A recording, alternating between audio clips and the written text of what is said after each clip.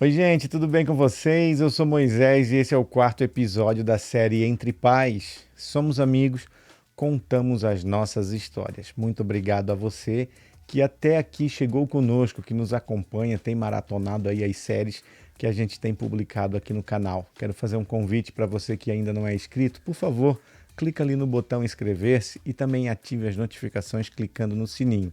Deixem o seu comentário, seu feedback, tem sido maravilhoso receber a mensagem de vocês.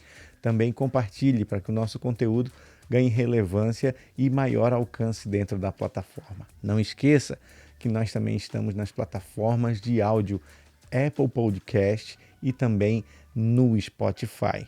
Augusto Sternberg uma vez disse: filhos são criados como se eles fossem filhos para sempre, quando na verdade amanhã eles serão os pais.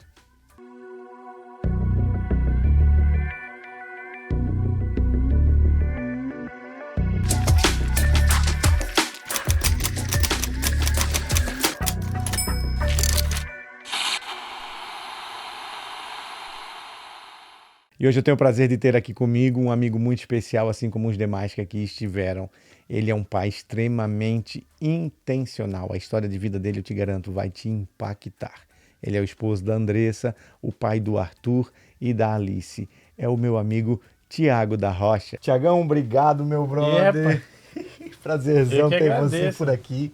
Tiago é um amigo lá da igreja, é esposo da Andressa, Uhum. né? É o pai da Alice do Thiago. Oh, Alice do Tiago. Alice do Arthur, meu O Deus, falando Arthur, meu próprio Thiago, nome. É. maravilha, Arthurzinho. É que eu queria chamar ele de Thiago, mas a Andressa não deixou. Não deixou? É, não. Que Não ela teve queria jeito? ter Arthur por todo custo e ficou. Mas é lindo o Aham. nome, é lindo o nome. Ah, Aí eu pus o maravilhoso. segundo nome, que é o Jacob. Arthur Jacob Costa Rocha, né? Costa é dela e Rocha é meu. Ah, legal. É. E a menina é só Alice. Alice, aí eu também pus o segundo nome. Porque a Andressa, quando eu conheci ela, ela disse que tinha um sonho, que ia ter uma filha, que ia se Uhum. chamar Alice. Aí quando ela ficou grávida e era menina, eu nem me interferi. Porque eu falei, Deixou pra pô, já era mulher. o sonho dela. Antes de a gente casar, ela já falava, né? Então eu Uhum. falei, ah, não, vai deixar Alice. E Aí é um ficou só lindo Alice. nome, né? A Alice eu Maravilhoso. pus o segundo nome, Grace. Alice Grace. Graça, né? Tá É, dividido pros favor dois não ali. merecido. É É, uma cada graça. um escolheu o seu nome. Você é Aham. da onde lá no Brasil, Thiago? Eu sou de Mato Grosso do Sul. Eu nasci na cidade de Corumbá, fronteira Uhum. com a Bolívia, mas fui criado na cidade de Aquidauana, uma cidade pequenininha perto de Campo Grande ali. Maravilha. É. Eu tive na Bolívia, meu pai foi missionário lá por quase 14 anos. Eu tive lá visitando também, passei lá por Corumbá lá. Mas, cara, conta aí pra nós como é que você veio parar aqui na América. Só vi Rapaz. no teu Face, você postou lá do Dia dos Namorados, você no Espírito Santo, um restaurante lá, vocês E a moraram no longa, Espírito Santo também? minha vida é meio. Eu já vivi em muitos lugares, né? Mas como eu vim parar aqui, especialmente, Uhum, rapaz, porque a Andressa, a minha esposa, ela é médica patologista, né? uhum, A gente se conheceu no Espírito Santo. é, Talvez você não saiba, mas minha formação eu sou advogado. Eu fui uhum, advogado no Brasil por 6 anos.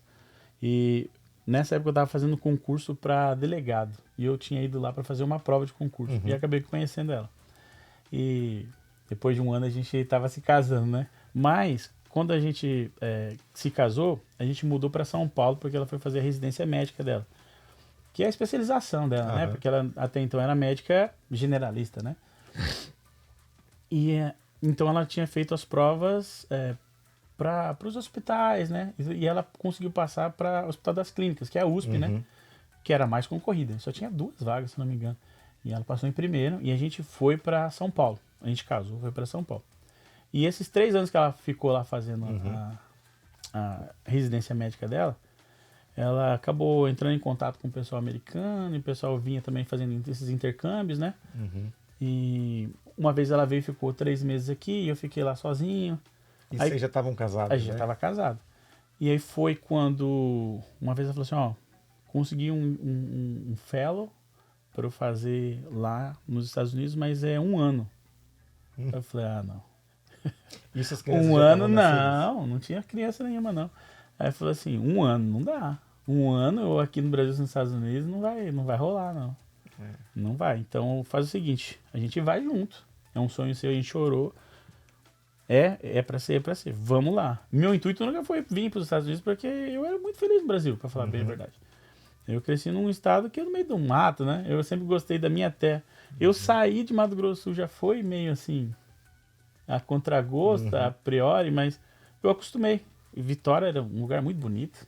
E São Paulo também tem muitas facilidades, São Paulo, né? Apesar daquela multidão de gente, aquela coisa toda. Mas eu falei, vamos e eu não sei falar inglês, eu não sei falar espanhol, mas vai ser uma experiência. uma experiência, um ano, né? E que te ajude alguma coisa, né? Vamos, vai ser uma experiência. Eu, tipo, coloquei a minha carteira da OB e deixei ela suspensa, né? Pra não ter que ficar pagando a anuidade, que é um horror. Falei, vamos. Larguei meu trabalho, já te avisei, tipo, com 6 meses de antecedência no trabalho. E a Andressa também já estava saindo da residência dela. E a gente veio. E chegou em Carolina do Norte, na cidade de Winston-Salem. Primeiramente, a gente foi morar no quarto, né? De uma pessoa lá, que ela tinha conseguido pela internet. Foi pra Carolina do Norte por quê? Por causa do calor? Por causa do Não, clima? porque foi onde ela conseguiu o estágio. Ah, ok. Que era do hospital lá de Wake Forest, que é a universidade... porque, na verdade, a universidade é o hospital, of course, né? Mas ele usa o nome de uma instituição. Então, o hospital usa o nome de uma instituição para tudo que eles façam de estudos e publicações, seja vinculado a uma instituição de ensino. Então, o hospital lá tinha o vínculo com a Universidade Wake Forest, né? Assim como aqui também. A Andressa hoje trabalha lá no Dana-Farber, só que o Dana-Farber é um hospital, né? Que também recebe fundos aí de muita gente que faz doação e tudo mais, que estuda câncer, mas ela é vinculada a Harvard, porque tudo que ela faz tem que sair no nome de uma instituição de ensino, né? Então ela é cientista hoje lá. Bom, mas eu tô acelerando. Então a gente foi para lá, e lá foi meu primeiro contato aqui com os Estados Unidos. Sem inglês, sem nada? Sem nada. Na primeira semana eu já fui atrás de conseguir trabalho.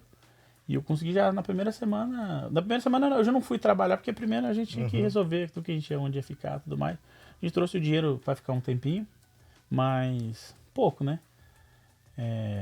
Apesar de lá no Brasil. Tristeza a conversão, né, cara? Quando você pega aquele monte de real, quando você converte pro dólar. Porque apesar de eu lá no Brasil ser advogado e a Andressa ser médica, ela ainda era residente, né? E eu também não trabalhava para mim, porque a gente só tinha ido para São Paulo para ficar 3 anos e voltar para Vitória. Essa era a ideia, né? Então acabei trabalhando lá. A gente ganhava bem para viver pra gente, porque a gente, naquela época, a gente já tinha até vindo para os Estados Unidos passear, a Argentina, a gente até fazia algumas, né, extravagânciazinhas, porque a gente não tinha filho, e dava pra gente fazer, né?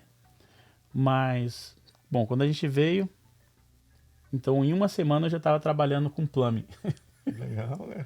E aí, pro meu patrão mexicano... Sem nunca ter trabalhado com plumbing? Ou já fez isso? Não, plumbing, não exatamente plumbing, mas eu já... Só uma coisa, para você que tá, só para contextualizar o pessoal, você que está assistindo aí no Brasil, plumbing é encanador, é o encanamento aqui, em plumbing em inglês, aí esse é o nome, mas é com encanamento, que aqui o tipo de construção é um pouco diferente do Brasil, então você que tem a licença aqui para trabalhar com plumbing, tem um conceito muito grande. É porque normalmente no Brasil o pedreiro faz quase tudo, né? Faz tudo, né? Aqui cada área tem sua licença. E eu tive que aprender, né? Tipo, celular na mão e tradutor o tempo todo. Translate tinha que falar ou escrever, colocar para ouvir, e assim foi. E fiquei trabalhando com plumbing lá, tipo, acho que quase uns 2 anos direto. Meu primeiro salário, eu lembro que eu procurei na internet quanto era um salário mínimo, e lá falava que era, acho que $8. Aí eu falei assim, quanto você quer ganhar? Ele perguntou pra mim. $8 a hora, né? Eu falei assim, bom, o salário mínimo é $8, então eu vou pedir $8. Você vê o meu trabalho, se você quiser continuar trabalhando, você me faz. É sempre mais, né? Ele falou, tá bom. Aí quando fechou a semana, ele falou, eu vou te pagar 9. E aí foi subindo até chegar a $25 a hora. Oi. E em coisa de 2 anos. E aí foi excelente. Eu ganhava, sei lá, 1.500 por semana. Mas é que eu sou dedicado, né? Sempre fui dedicado, disciplinado. Então aprendi rápido. Pra quem não conhece o Thiago é nerd, o Thiago entende tudo de computador. Antes da gente gravar aqui, ele tava passando uma aula ali, eu sou zero, né? Eu só sei cortar e editar vídeo. E ele tava passando ali uma aula de computação de tudo, do sistema operacional das máquinas. E isso você já mexeu com isso no Brasil ou isso vem... Mexi bastante. Tanto é que minha história é meio comprida, né? Mas Dá-lhe pau, tem um tempo.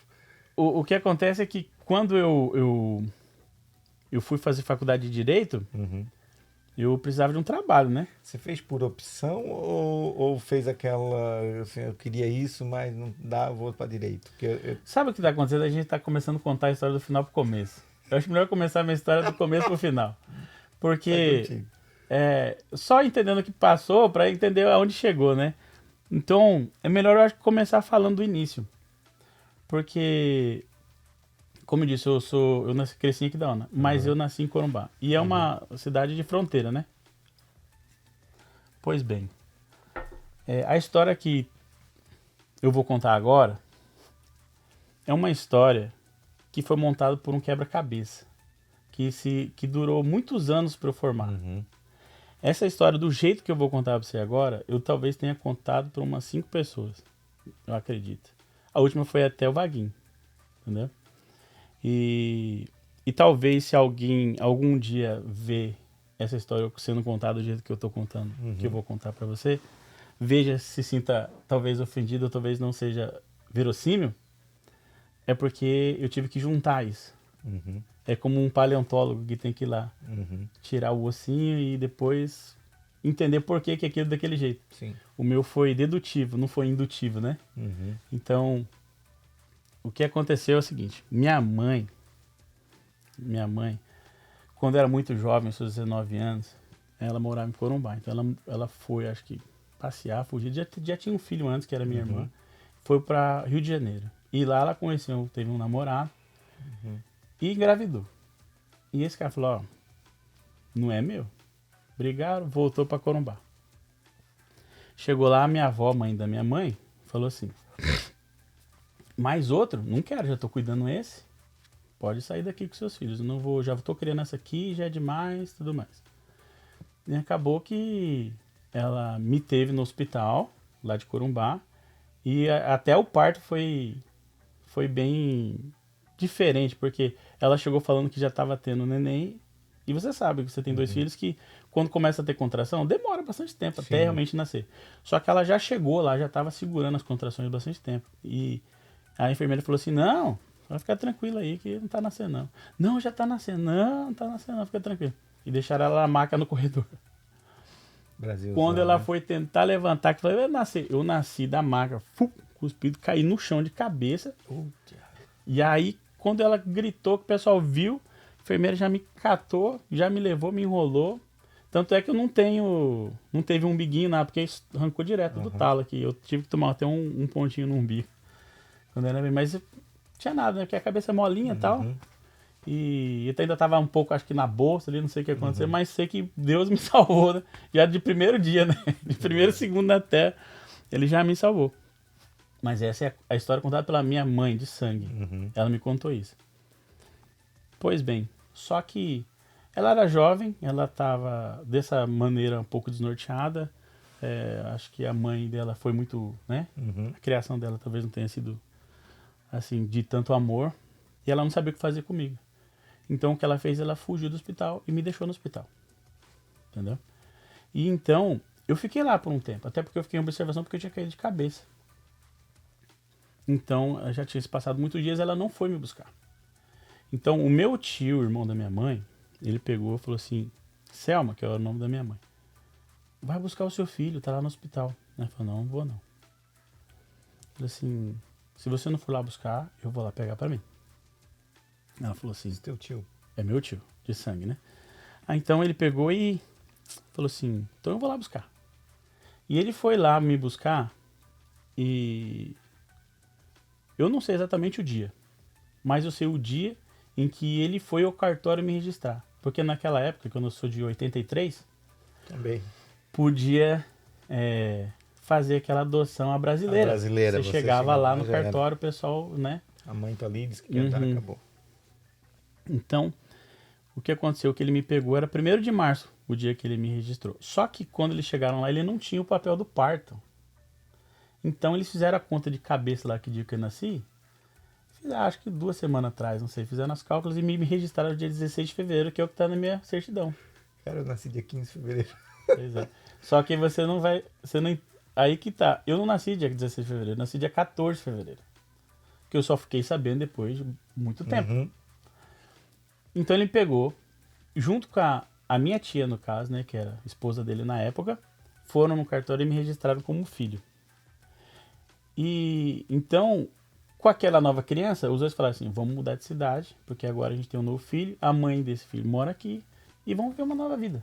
E foram para Aquidauana, que foi onde eu cresci, certo?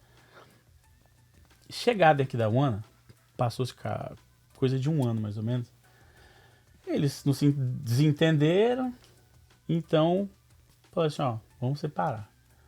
E aí minha mãe deixou o meu pai. Minha tia, no caso, né? Que eram meus tios, mas naquele momento já eram meus pais, porque estavam registrados o nome deles. E minha mãe falou assim, não, não quero mais. Tá bom. E ele ficou comigo. Falou assim, toma seu filho também, porque ele é meu. Certo? Então o meu tio ficou alojado na casa da minha avó, né? De registro, que era a mãe da minha mãe de registro, porque foi a única pessoa que conhecia lá, ele lá. E ele ficou lá numa cabaninha de madeira que era até a celaria do meu avô. Ele ficou lá num quartinho de madeira, uns bons meses me cuidando, e sempre que podia me deixava com alguém para tentar fazer um dinheiro para poder levantar um dinheiro para voltar de trem para Corumbá, para me levar. E aí ele juntou esse dinheiro depois de um tempo e ele conseguiu voltar para Corumbá e me levou. E quando ele chegou lá, ele tinha que trabalhar. E onde que foi me deixar? Com a minha avó de sangue. Eu falei assim, nossa, essa criança, eu vou voltar aqui. Já não queria, né? E só que esse meu tio já era casado anteriormente. Era a segunda esposa dele. Não sei se era a segunda, mas não sei quantas ele já teve, mas ele já tinha tido uma esposa antes, que ele já tinha outros filhos, que são meus primos, que hoje eu conheço. E ela falou assim, ó, eu até te aceito de volta, mas não quero esse filho, não é nosso, entendeu? Aí ele falou, então, tá bom, eu volto, porque ele já tava sem casa, né? Tinha voltado com as mãos vazias de Aquidauana para Corumbá. Não, eu volto. Só que me deixaram lá na casa da minha avó. E você tinha quantos anos? 1 ano. Tinha 1 aninho. E aí a minha mãe tava daquele jeito, né? Jovem ainda também. E a minha avó falando de qualquer forma que não me queria lá. Eu era tipo malquisto mesmo, sabe? Então minha avó, o que ela fez? Começou a me judiar, né? Me judiar.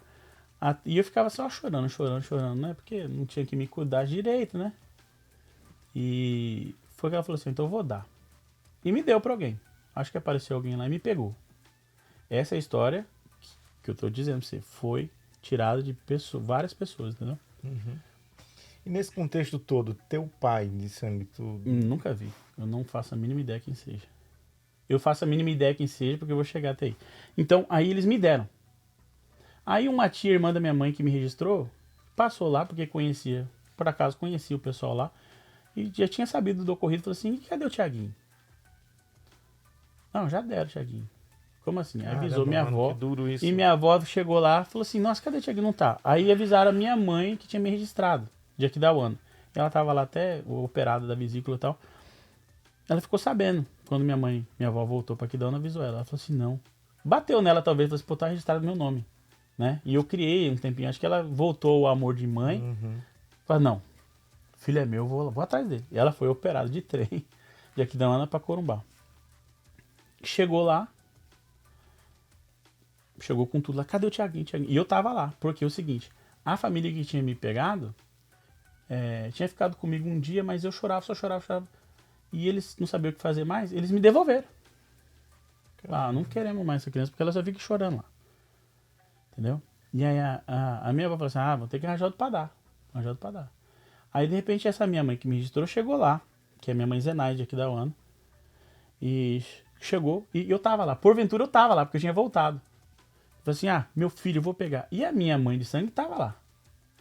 Ele é meu filho. Pegou e levou e minha mãe, não pode levar. Depois a minha própria mãe de sangue me contou essa história. Mas ela conta que ela só viu a minha outra mãe me pegando e levando e ela não sabia o que fazer e só ficou, deixou. E me levou embora. E aí eu fui pra Aquidauana. E aí, desse ponto pra frente, eu não lembro muito, sabe? Porque eu era realmente muito pequeno. Mas até certo ponto eu só cresci com ela. Eu não tinha irmãos porque eu era temporão, minha mãe já era mais velha. Então eu tinha irmãs da parte da minha mãe que me criou, mas bem mais velhas, bem mais velhas. Então eu fui criado só eu e ela. Tive um ou outro padrasto, mas também minha mãe era dura da queda, então era difícil ela ficar com alguém, sabe? E aí o teu tio, pai, onde é que tava, né? Ele ficou lá pra Corumbá, nunca mais vi. Só que no registro ele é meu pai, Oriel é o nome dele. Então a minha mãe sempre falava assim, ó, seu pai nunca te quis. Ninguém nunca te quis, só eu que te quero. Então, Cara, que duro isso. ela falava. Falar isso. E assim, eu fui muito, muito, muito maltratado quando era criança, sabe?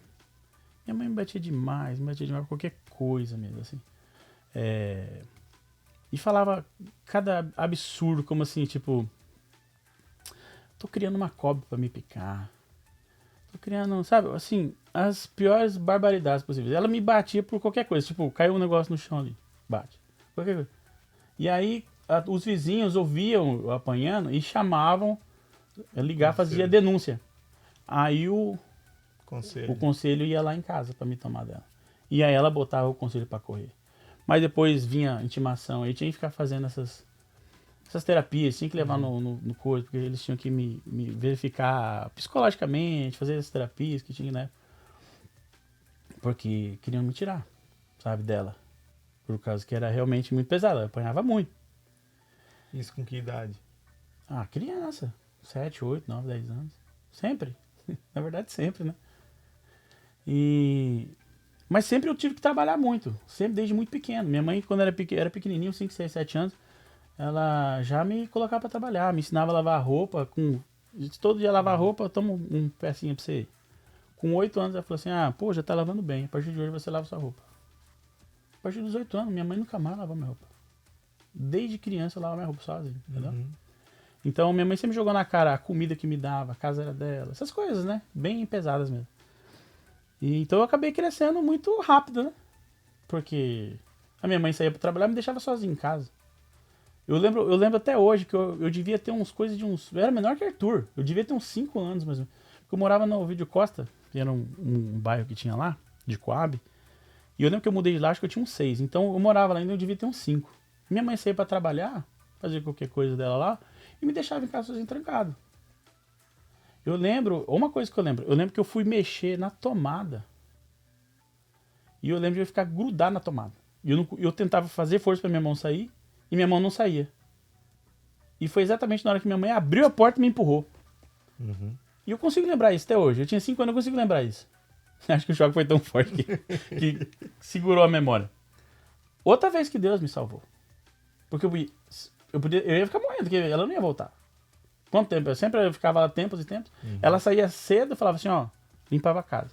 Então eu tinha que fazer na sequência que ela mandava. Varre, tira o pó, depois passa o pano. E ela ainda explicava.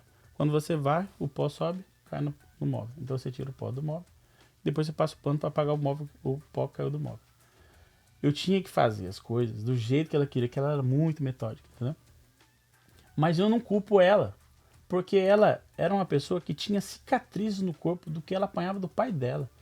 E que ela tinha que depois ficar na bacia de salmoura. Nas épocas antigas. Ela tem o quê? 76 anos agora. Entendeu? Você ainda tem contato com ela? Tenho, é minha mãe, pô. Entendeu? Então, eu entendo que ela teve essa criação, sabe? Mas ela quis só replicar em mim. Ela não sabia. Ela casou com 13 anos para poder fugir de casa, para não parar de apanhar. Entendeu? Então, hoje eu entendo ela. Mas... Quando que foi esse momento de que tu teve essa... Isso foi uma compreensão da realidade dela ou foi uma combinação de entendimento, perdão?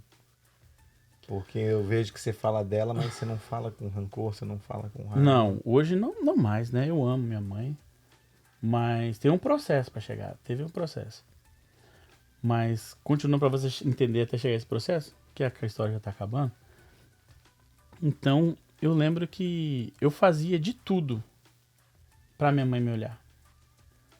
Eu, na escola, nunca reprovei. Sempre fui o melhor aluno. Minhas notas, se você pegar meu boletim da minha época de criança, acho que minha nota mais baixa é 9, cara. A minha mãe, sempre que eu joguei basquete, eu fazia parte dos atletismo. Lá na minha casa em Aquidauana, lá, minha mãe guarda hoje como souvenir a quantidade de medalha de todos os esportes que eu fazia. Eu fazia atletismo, eu fazia tudo. Uhum. Minha mãe nunca viu. Eu joguei basquete, comecei a jogar com uns 13 anos. Joguei pela minha cidade. Depois eu fui pra Marinha, que é outra história. Joguei pela Marinha. Depois de adulto, saí da Marinha. Joguei até pro meu estado. Cara, eu já fui pra jogos brasileiros. Eu não era um bom jogador. Tem muitos amigos, né? Uhum. Mas minha mãe nunca viu jogando. Desde pequeno eu comecei a cantar no grupo da igreja. Minha mãe nunca foi me ver na igreja cantar. Eu lembro que tinha aquelas marchas para Jesus. A gente falou, mãe, hoje vai ter. Eu lembro que a gente tinha um grupo que chamava Banda Ictius lá de Aquidauana. A gente abria show pra galera que ia lá tocar. A gente que abriu show lá pra Oficina G3, pra essa galera da época, né? Minha mãe nunca. Mas eu fazia de tudo. Mas ela nunca olhou pra mim e falou: ah, que bom, meu filho. Ah, que orgulho. Eu te amo? Fui ver agora, depois de 30 anos de idade. Mas era uma busca minha de ter isso. Então, Você lutava pela aprovação, pela atenção dela, né? porque eu acho que eu nunca era bom o suficiente, sabe? E eu lembro que foi uma época que eu comecei a ir na igreja bem cedo, bem pequeno. Porque minha mãe falava que eu não tinha pai, que meu pai não me gostava, não gostava de mim e tal. E eu acreditava, né? Acreditava. Então, apesar de toda a forma que ela me tratava, vira e mexe assim, saía coisas bem sábias dela, sabe? Eu lembro uma vez que a gente tava andando bem longe, eu morava numa Coab que era a última da cidade. Depois que tinha aquela Coab, daqui pra lá era só mata. Tinha acabado a cidade. Hoje a cidade cresceu, ela tá lá no meio, mas eu lembro que a gente pegava aquelas estradinhas que era só porta de chácara, de fazendinha e tal. E ali passava as vacas, né? Então a gente pegava, eu e ela íamos de bicicleta, pegava um saco grande, pra ir pegando o cocô da vaca, pra fazer adubo, né? Porque a gente fazia a horta. A gente tinha horta, desde pequeno, assim, de fazer horta, plantava muita coisa. E eu lembro que eu perguntei pra ela do meu pai. Eu não era muito de perguntar, mas eu era muito pequenininho, eu devia ter uns 4 aninhos. Eu lembro que eu andava na garupa da bicicleta. Eu perguntei, mãe, e meu pai? Porque eu acho que devia ter sido Dia dos Pais na escola, deve ter aquela coisa de desenhar, sabe? E ela, meu pai. Talvez ela não lembre, mas eu lembro. Lá em Mato Grosso a gente tem um pôr do sol muito, muito bonito. E lá tem muitos vales, assim. E a gente tava num lugar muito bonito de fazenda, assim, sabe? De pasto, assim. Ela falou assim, quer ver seu pai? Vem cá, vou te mostrar. Ela me levou pra um lugar muito bonito, assim. Parecia que cena de Rei Leão. Seu pai é dono de tudo isso aí, ó. Seu pai é Deus. Apesar de todo o mal que ela fazia, ela tinha momentos de sanidade, de coisas absurdas que ela falava pra mim que giraram chaves em mim, sabe? Então, seu pai é esse aqui. Se um dia você quiser qualquer coisa, o seu pai pode te dar. Ela não era evangélica, não era de nenhuma igreja, acho que só queria em Deus mesmo, talvez. Mas ela disse isso pra mim. E eu lembro que quando a gente mudou, eu devia ter uns 6 aninhos. Tinha igrejas perto da minha casa. Ninguém me chamou, mas eu via as crianças indo. Eu não tinha amigo e não tinha irmão. Então eu pensava, onde você tá indo? Eu na igreja, vamos lá. Como minha mãe nem ligava mesmo pra onde eu ia, só ia. Eu era menino de rua, né? Praticamente. Minha mãe saía pra trabalhar, voltava no final do dia, às vezes à noite, e eu tava na rua. Então eu começava a ir na igreja. A primeira igreja que eu fui, eu lembro, era Batista Monte Sião. Uma igreja toda azul, bem pequenininha.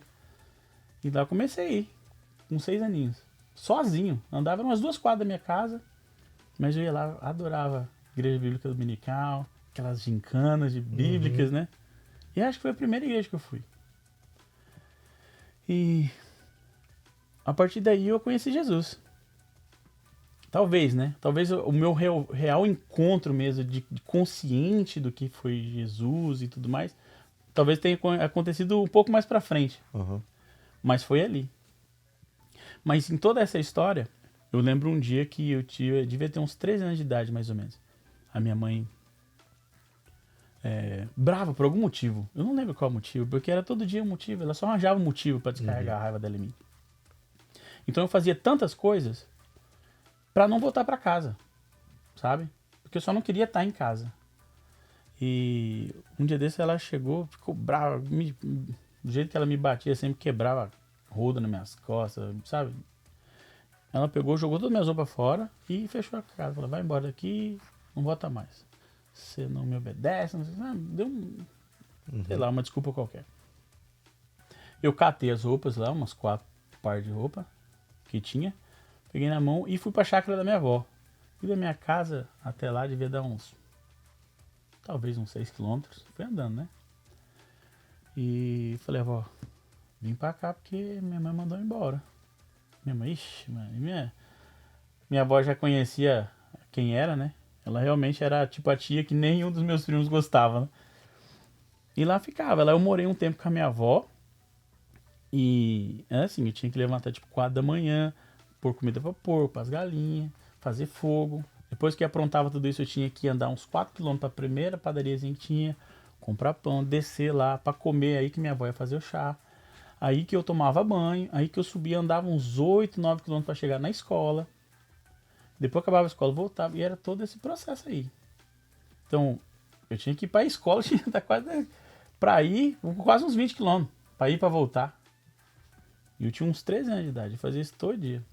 E sempre que minha mãe ia lá, na chácara da minha avó, eu ia pro mato. Pra ela não me achar, porque eu não queria voltar pra casa. Até que um dia eu não vi ela, porque, tipo, tinha uma estrada longe, dá pra ver longe quem tava chegando. Então quando eu vi ela chegando, eu sumia, mas esse dia eu não vi ela vindo. E ela me segurou, vamos voltar pra casa. Porque eu já tinha lá meses lá, já quase, sei lá quanto tempo tinha lá já. Vamos voltar pra casa. Não, mas você sempre faz isso comigo. Eu falei, não vou fazer mais não. Mas não adiantou nada. Voltei pra casa e da mesma dureza, mesma dificuldade. Depois eu comecei a trabalhar, porque naquela época eu podia trabalhar antes dos 16. E eu tinha até carteirinha assinada já. Mas depois mudaram a lei, eu tive que sair do trabalho.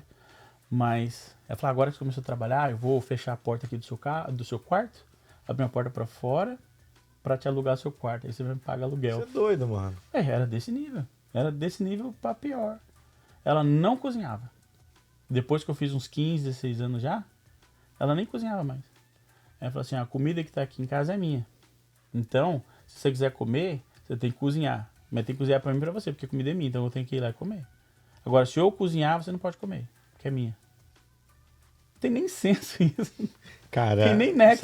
sabe o que é surpreendente? Ah, Todas as pessoas que vieram aqui, ah, eu acho que o Vaguinho só, eu tinha conhecimento da história dele, né? Que foi o episódio de semana passada. Mas todas as pessoas que eu trouxe aqui são pessoas que eu vejo, que eu tenho convivência, que eu vejo que são pais excelentes.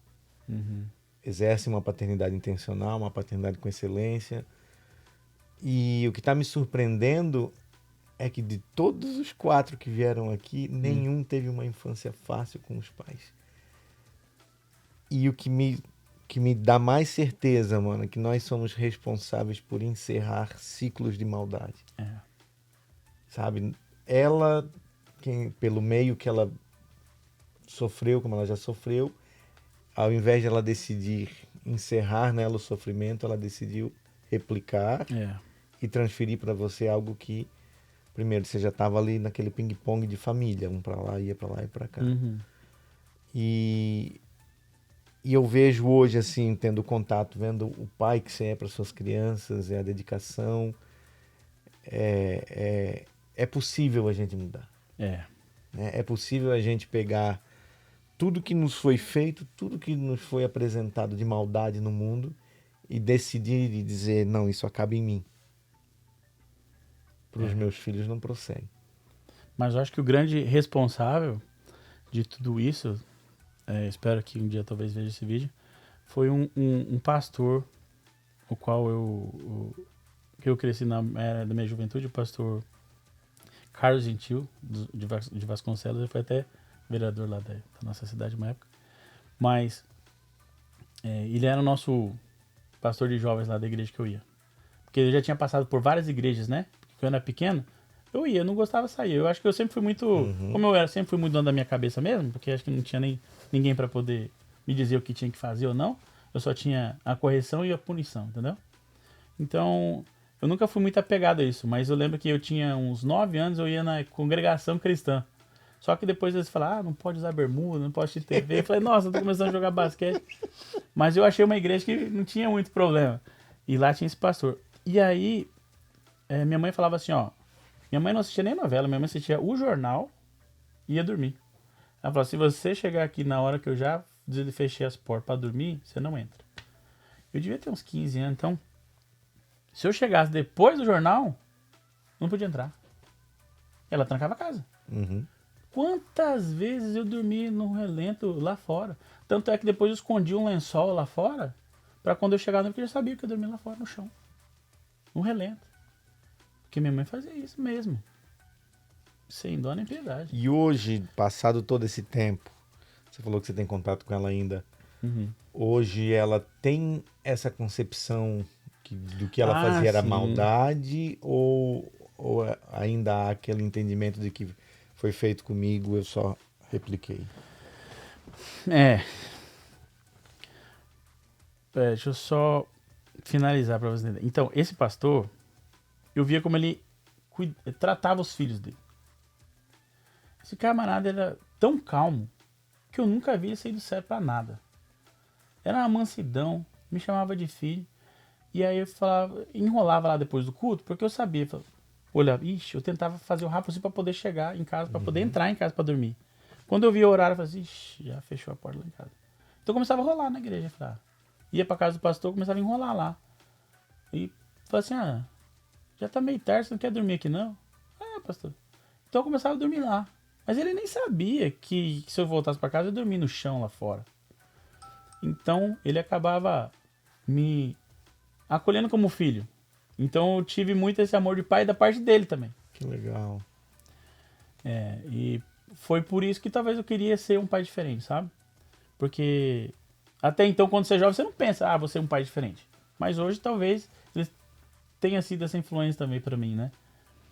Mas no caso da minha mãe, logo que eu já era maior no ensino médio, eu comecei já a ver as maneiras de sair de casa, porque minha mãe já tinha deixado declarado, assim, 18 anos, meu contrato encerra. 18 anos você é adulto, você, vaza da minha casa. Então, eu lá com os meus 16, 17 anos, já terminando o ensino médio, comecei a correr atrás do que podia fazer e comecei a ver, tem um exército para ir, tem concurso, tem ESA, tem não sei o que. Lembro que eu fiz concurso para fuzileiro naval. Passei, e aí eu fui para Marinha, e já na virada dos 18. Então deu certinho de eu sair de casa sem precisar ser escorraçado de casa, né? E eu fui morar em Corumbá, porque por coincidência, Corumbá era onde eu tinha nascido. Que lá que tem a Marinha 6º Distrito Naval. E porventura eu fui lá. E daí me fizeram uma maneira de eu conhecer a minha família de sangue, sem eu saber. Meus primos da parte de criação, eles conheciam meu pessoal lá de sangue. Eles fizeram toda uma maneira de eu chegar lá para conhecer eles. E eu acabei conhecendo meu tio, que no caso era meu pai, né? Eu falei, esse é seu pai? Eu lembro, ele era um cara humilde e tal. Uma Kombi toda arregaçada, quebrada. Eu lembro que eu tratei ele super mal. Porque minha mãe falava tão mal dele. E eu era tão bruto de fazer, trabalhar. Eu não era um cara sem coração total. Então eu não ligava, eu maltratei a pessoa, sabe? Falei tanto mal para as coisas. Esse cara aí, sabe? Eu nem lembro o que eu falei, mas eu lembro de ter tratado mal ele. Eu lembro de ele só baixar a cabeça, cara. Ser humilde, assim, sabe? Meu primo falava, ei, cara, não fala assim com seu pai, mano. Eu falei, que pai, nada, isso não é nada pra mim, não. Falava assim, sabe? E depois lá conheci toda aquela familiarada, tudo morando assim, tipo uma favela, viela, assim, um monte de de gente. E falei, caramba, é aqui que mora Tua essa mãe gente. biológica. Então. E foi nesse dia que eu fui conhecer lá. E eu conheci, essa aqui é sua tia. Essa aqui é sua tia. Essa aqui é sua irmã. Irmã? Tem uma irmã. Uma irmã que ela acho que tem 2 anos de diferença. Mais velha. Aí eu lembro que eu tô lá e todo mundo me olhando. Nossa, esse aqui é o Tiaguinho, filho de Selma. Eu falei, que filho de Selma? Quem que é Selma? Porque eles sabiam entre eles. Porque tinha história lá, o E Tiaguinho. você não sabia? Eu não sabia. Porque eu não sabia. Porque pra mim, a minha mãe era minha mãe. E ele era meu pai. Uhum. Eu não sabia que tinha uma mãe. Entendeu? Então quando eu cheguei lá, eu não sabia, me desculpa, eu não sabia que eu tinha uma mãe até uns 16 anos, porque foi um dia que a minha irmã, que é filha da minha mãe adotiva, que morava em São Paulo, ela vinha muito, em poucas vezes, assim, 1 a cada 4 anos ela ia lá nos visitar. Me trazia um monte de brinquedo e tal. E ela via como minha mãe me tratava. E eu lembro que essa minha irmã, que é até a minha irmã Tânia, que mora lá em São Paulo até hoje lá, em Lins, acho que ela mora. E eu lembro que elas tiveram uma discussão muito feia. E eu fiquei ouvindo, tava lá de fora. E ela falava assim, por que você trata ele assim dessa maneira? Eu vou levar ele comigo. Se você não quisesse ele, por que você pegou ele pra criar? Aí ali te caiu E a aí eu ficha. ouvi isso. E eu devia ter uns 14 anos, eu acho. E pela primeira vez assim, pô, como assim? Me pegou pra criar. Mas eu não fui tomar a satisfação da minha mãe. Mas eu já sabia. Que tinha Mas eu coisa. fiquei assim pensando, né? Não tem pra quem eu buscar. Se até hoje não fez falta. Porque apesar de minha mãe ter me tratado da maneira que ela me tratou, ela sempre criou. me ensinou a ser um homem, procurar minhas coisas, trabalhar. Ela me deixava, como eu disse, eu tinha 7, 8 anos, ela me deixava num lugar e falava assim, ó, sapateiro, ó, deixa ele aprender com você aqui. Não, dá um trabalhinho pra ele, não tem nada não. Não, deixa ele varrer então. Ensina pra ele só fazer. Não tem nada pra ele. Não, então só deixa ele olhar. Ele é inteligente, ele aprende. Aí eu ficava lá, barrendo e olhando. Mano, já trabalhei em marcenaria, já trabalhei em sapataria, já trabalhei em selaria, já trabalhei em curtume, já trabalhei de tudo, mano. Porque minha mãe me ensinou, ela falou assim, ó, você não teve pai, ninguém te quis. Mas uma coisa eu vou dizer, de fome você não vai morrer. O dia que eu partir e você sair de casa, pelo menos varrer o chão você sabe. Cara. Então ela falou assim, você não vai sair da minha casa pra passar fome, porque você vai saber alguma coisa. E servente de pedreiro. Mano, eu não tenho garçom, eu já fiz tanta coisa que eu nem me lembro mais de tudo que eu já fiz, entendeu? Que hoje até me ajuda aqui, né? Uhum. Me ajuda muito. Mas isso era uma faceta dela. Apesar de ela ser muito rígida de um lado, ela fazia eu aprender meio que na marra, que eu acho que era o jeito dela. Sim. Que ela não sabia outro jeito. Entendeu? Ela só sabia aquele jeito. Empurrar a força. Uhum. Talvez ela quisesse até o bem. Sim. Mas o método não era o ideal, né? E quando nasceram tuas crianças, como é que foi esse momento, assim? Você teve essa concepção, essa no coração, assim, ó, agora é a minha vez de fazer diferente? Rapaz, eu preciso finalizar essa história. E já te respondo essa pergunta. Quando eu conheci a minha mãe, eu falei, você que é minha mãe? Sou eu que sou sua mãe. Falei, tá bom, mas eu não senti nada. Eu já era crente, cara. Eu já era da igreja, já cantava louvor, mas eu não senti nada, mano. Sabe o que é um oco, um vazio? Porque, sinceramente, eu não sabia o que era amor de mãe e muito menos de pai. Uhum. Eu senti pena da mulher. Deus me perdoe falar isso. Uhum. Mas naquele momento, naquele dia, eu senti isso. Uhum. Mas como eu fui lá ser militar, eu acabei vendo ela mais vezes. Eu comecei a ir lá mais vezes. Então, eu comecei a gostar dela, ser amigo dela. Porque ela é uma pessoa muito legal, muito divertida. Tem contato hoje? Hoje tem muito. E tanto é que meio que minha personalidade parece muito com a dela. E você vê, às vezes, a coisa vem por sangue e a gente nem sabe, né? E eu puxei bem dela isso, sabe?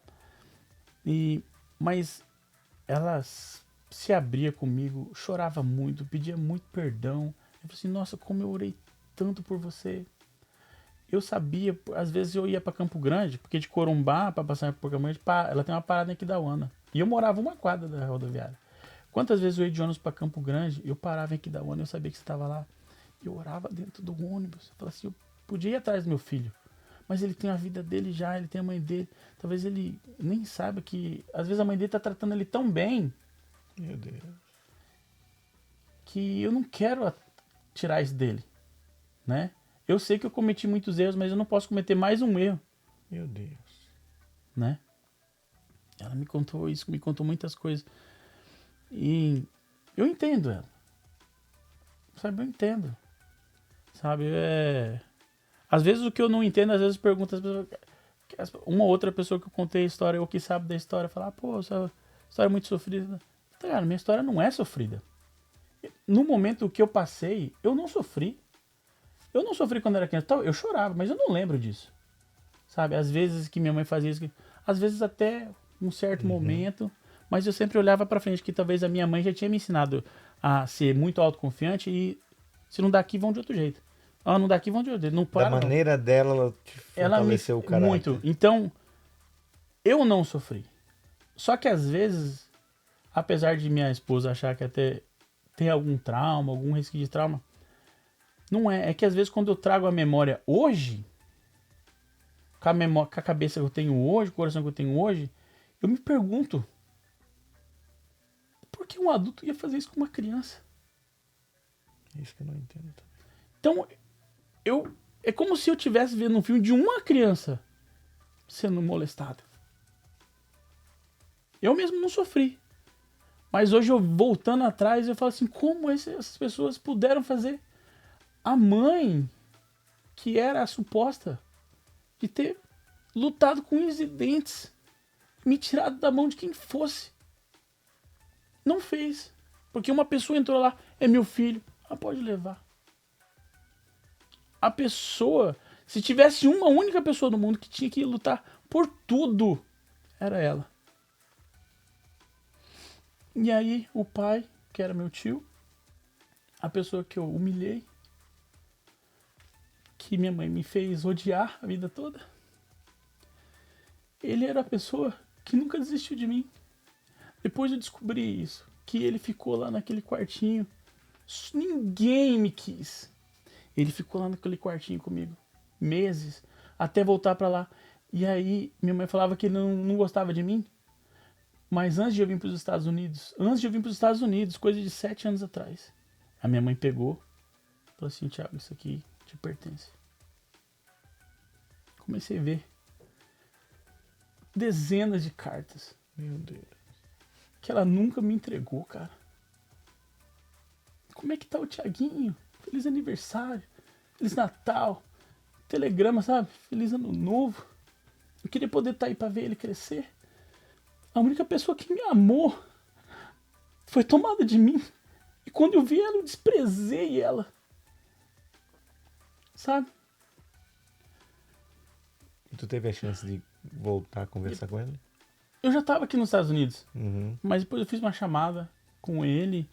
Nossa, eu me derramei em lágrimas. Eu pedi perdão, sabe? Mas eles... Essa minha família de sangue, apesar de tudo, eles são muito alegres. Eles são muito... Nada deixa eles pra baixo. Mas meu pai fala assim, cara, não ligue pra isso, cara. Sabe, ele é muito... Ele é uma... Sabe aquela pessoa de uma alma diferenciada mesmo, sabe? Uhum. E eu fico pensando nisso. Por que ela fez isso, né, cara? Por quê? E foi no meio dessas cartas que veio também, sabe o quê? O meu cartãozinho do hospital. Que minha mãe de sangue já tinha me dito. Mas ela não tinha o papel. Mas estava com a minha mãe, porque depois acho que eles entregaram pra eles. E lá tá meu cartãozinho do hospital. Eu nasci realmente dia 14 de fevereiro, tipo 11 da noite, uma coisa assim. Apesar dela ter tirado as cartas, não ter te entregue as cartas, mas ela não destruiu as cartas, você já pensou nisso? Talvez ela pensasse que um dia ela ia me dar. Entendeu? Porque assim, ó, poderia ser, quem sabe, um medo. Por mais que ela te tratasse da maneira que ela te tratava, era, quem sabe, aquilo que ela tinha pra te dar. Uhum. Baseado no que ela viveu. Sabe? Ela era um espelho daquilo que ela sofreu. E o medo de te dar as cartas era, quem sabe, te perder.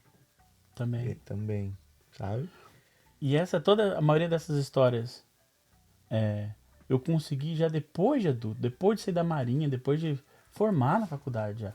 Que eu consegui falar com a minha avó adotiva, que depois que ela ficou sabendo que eu já sabia que eu era adotado, então eu lembro que eu vim de Corumbá, fui lá e falei, vó, conta pra mim a história, porque eu já sei, então eu já sou adulto, não tem problema, conta pra mim.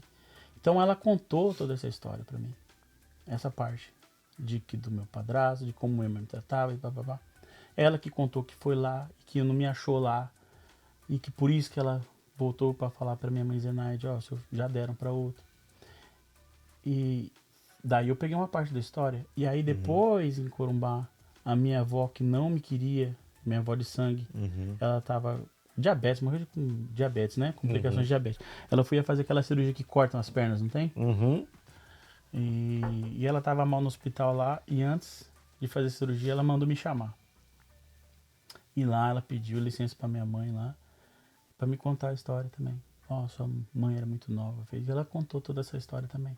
Então tem essa história dela, tem a história da minha avó, tem a história da minha mãe, tem a história da outra mãe, que antes de eu vir pra cá, eu pedi, porque muitas dessas partes dessas histórias eu fui esclarecido agora, com 30 anos de idade já. Entendeu? E só que eu tinha comigo já, depois de adulto, eu tinha uma chama dentro de mim que eu queria ter um filho e que eu ia dar tudo de mim pra essa criança. Que ele não ia passar absolutamente nada do que eu passei. Que ele ia ser a criança mais amada e tudo. Tudo. Eu falei assim, não, chega, acabou em mim isso. Cresci na igreja, orando, vamos cortar a maldição de umbigo. E aquela coisa toda, eu falei assim, acabou aqui. Eu tenho a escolha. Eu fui criado assim, eu passei por isso, mas meu filho não vai passar por isso. Talvez eu conte a história pra ele depois de ele ser adulto já. Pra ele, quem sabe, ele ter um norte, pra ele saber da história do pai dele. Mas ele não vai passar.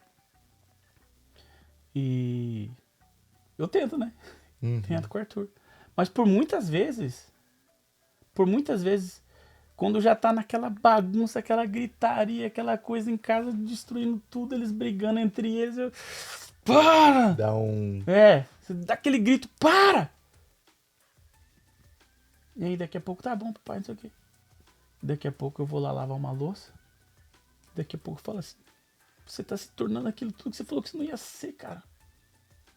E a todo tempo, e a minha oração é, Espírito Santo, por favor, me mostra os pecados escondidos do coração, da mente. Um dia desses eu tava dirigindo, levando meu filho lá para as terapias. E eu faço parte lá do louvor, né? E tinha uma música nova pra... E eu não tenho muito tempo pra ouvir. Então, qualquer lugar que eu tô ouvindo. Então tá lá no carro, eu preciso ouvir a música pra decorar e levando eles, e eles lá gritando. E chuta a banca, e grita. E eu falei, meu Deus do céu, eu não aguento mais, minha cabeça parecia que ia explodir. Daqui a pouco eu olho no espelho, eu olho pro fundo do meu olho assim, cara. E o Espírito Santo fala assim, ó, que tipo de ser humano você é, Thiago? Você tá ouvindo um hino, uma adoração, e você tá sentindo raiva dos seus filhos, uma criança de 2 anos. Sabe? Porque apesar de eles serem as coisas que eu mais amo na minha vida, quando você dá esses acessos de fúria, você fala assim, meu Deus do céu, não vai acabar, eles vão crescer, não. Porque Arthur, ele é autista. E com ele é diferente. É um cuidado. E a Alice tudo, né? não é. E ela quer toda a atenção, e é uma disputa intensa de atenção o tempo todo. Porque ela não sabe que o Arthur é diferente as coisas, não é igual. Apesar de que hoje, com tudo que ele já tem avançado, ele você não consegue distinguir a diferença, né? Porque hoje dá praticamente igual, 99%. Mas aqui outro ajuste a gente tem que fazer. E a gente vê lá na igreja que ele é rápido. Eu vejo às vezes, sei lá, na frente da igreja, quando você vira, você vê, ele já tá lá, ele voltou. Ele é muito apaixonado por bebês, né? Eu acho tão lindo isso, mano. Que ele não pode ver um bebê. Que ele quer saber do bebê, ele quer saber se o bebê comeu, ele quer saber. Muito lindo. Arthur, ele é fascinado por bebês. Ele teve várias fases da vida dele, né? Fascinado por Family Finger, não tem? Daddy Finger, nossa, tanto que eu escutei essa música na minha vida. Teve várias etapas. E Agora ele tá no do bebê. Só que graças a Deus ele tá reduzindo agora já. Porque a gente já conversou muito sobre, né? Mas ele não pode beber. Ele não vai machucar nada, mas ele quer ficar ali. Ele quer brincar como se o neném fosse falar com ele, entendeu? Ele não sei o que acontece com a cabecinha dele. Hoje ele estuda, ele faz aula de música, né? Na Berkeley. Arthur, ele tem um schedule muito puxado. Ele vai na escola regular, né? Terminando agora o first grade. Só que depois de lá, ele segunda, quarta e sexta, ele vai pro after school, que é lá no BCI, que é o Centro de Behavioral Central. Até esqueci, eu acho que o resto. Mas ele é um lugar de terapias, onde trabalha com as terapias ABA e outras intervenções, principalmente parte social da criança, sabe? Porque ele precisa. Às terças ele tem aula de piano e às quintas ele faz CrossFit no Kids Strong. E aos domingos ele ainda faz terapia ocupacional. E ao sábado ele estava indo na escola de música em Berkeley, mas acabou agora essa temporada, né, de férias. Então ele não deixa o tempo, porque eu quero desenvolver, eu quero que ele ache um ponto realmente que ele goste muito, para ele se desenvolver, sabe? E agora ele acabou de fazer 7, mas aos 4 ele aprendeu a falar, aprendendo a ler e escrever já. Porque, Aos 4? porque ele não sabia falar os 3, ele não sabia falar ainda.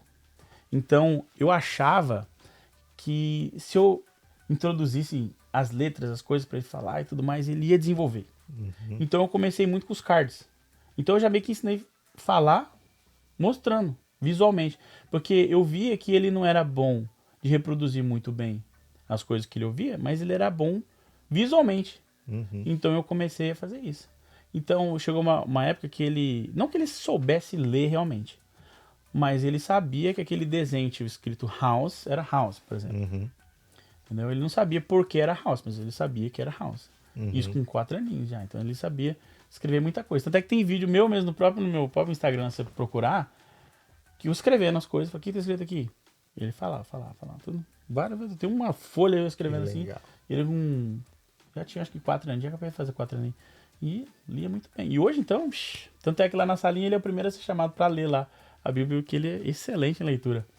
E o melhor de tudo que, como hoje eu até um pouco até falo, acho que é porque eu vi que ele já evoluiu muito, meio que. E aí eu tenho também outra pessoa para dar atenção, a Alice, né? Meio que parei, mas eu sempre lia muito com ele, pedia para ele ler e pedia para ele interpretar para mim.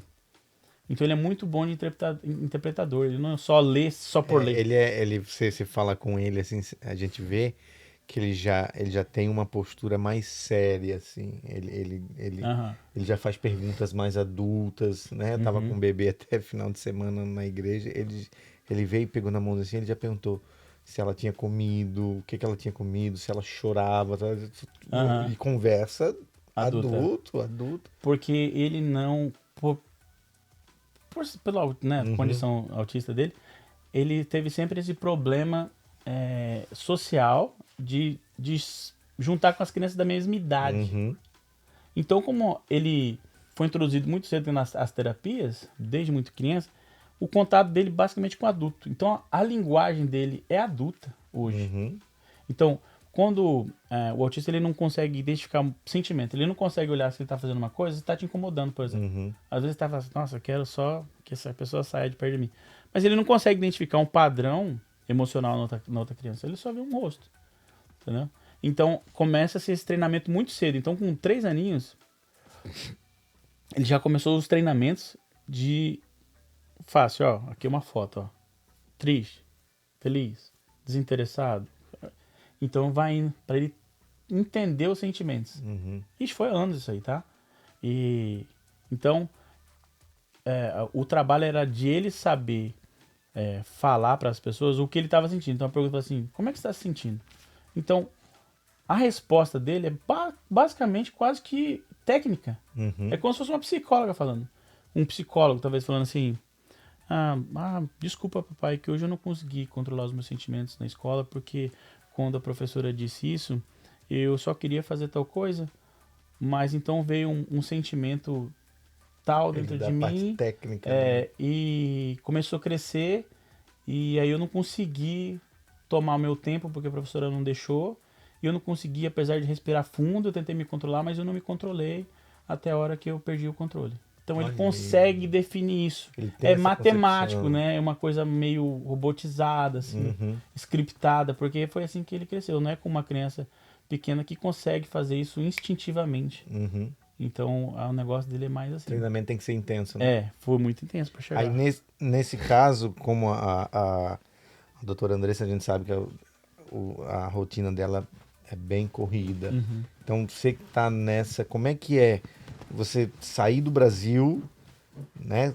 Pai, homem, marido, largar, no caso, tua carreira como advogado e vir para cá hoje a doutora Andressa aí desenvolvendo um papel fenomenal que consome demais ela, o tempo dela, e hoje você teve que assumir. É incrível, sabe o que, Thiago, nesse ponto?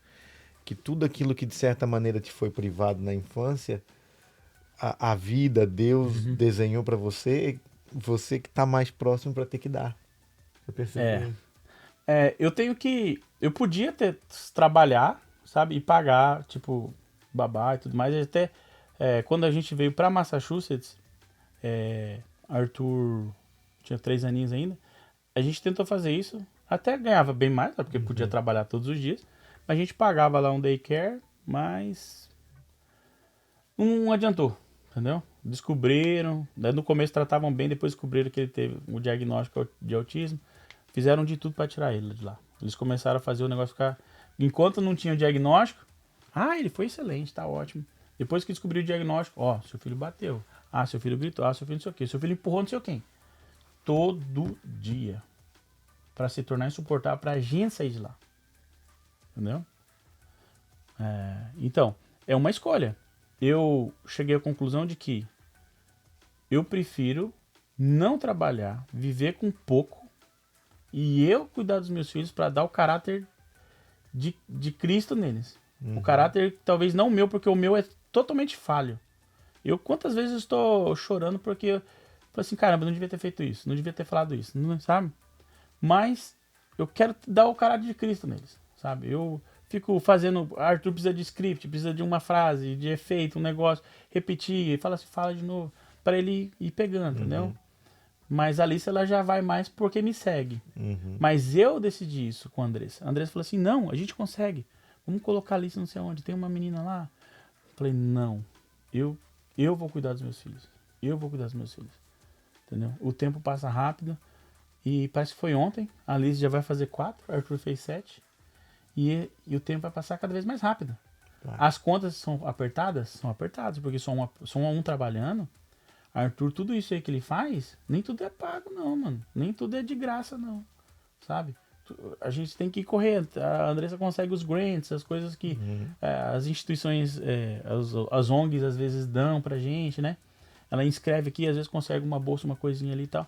Mas muito a gente tem que também desembolsar tudo dinheiro. Nesse país ele te dá, mas ele também te cobra, né? Muito. Mas vai Mas. valer a pena. Vai valer a pena. Porque é algo, eu acredito que crescer um filho que dedicar-se na paternidade, ter uma paternidade intencional, com valores, com princípios, é algo que não tem valor no mundo, sabe, que pague. No futuro você vê o seu filho fazendo, praticando os valores que você ensinou, os princípios que você passou para eles. Então isso é maravilhoso. Eu só tenho a te agradecer. Que história. Não fazia a mínima noção, porque, como eu te disse, a gente vê a maneira que você é lá com as crianças, Uhum. acompanhando suas redes sociais. E é uma lição, cara, pra gente. Isso é uma lição que não importa o que a vida nos apresente, que ela nos entregue. Nós somos donos do nosso destino, nós podemos fazer diferente, passar diferente para nossos filhos. Obrigadão, Thiago. Obrigadão Obrigado. mesmo, que Deus te Eu que abençoe, cara. agradeço. Obrigadão, meu velho. E é isso. E antes de fechar, eu só agradecer vocês e dizer que ser pai é uma benção, uma coisa que só pode ter vindo do céu. Porque apesar de todo, talvez o estresse, no meu caso, mas uma coisinha que ela faz de que você consegue ver Cristo ali, você fala, nossa, parece que te Tá limpa valendo a e pena. tá valendo a pena. Maravilha. Gente, esse foi o episódio de número 4. Entre Pais, somos amigos, contamos nossas histórias. Você que ainda não está inscrito, inscreva-se no canal, ative as notificações e esteja por dentro de tudo que a gente publica por aqui. Muito obrigado para você que ficou até aqui, que nos acompanhou até o final do episódio, tá bom? Que Deus abençoe a tua casa, que Deus abençoe a tua vida. Que Deus abençoe a sua família. Em nome de Jesus.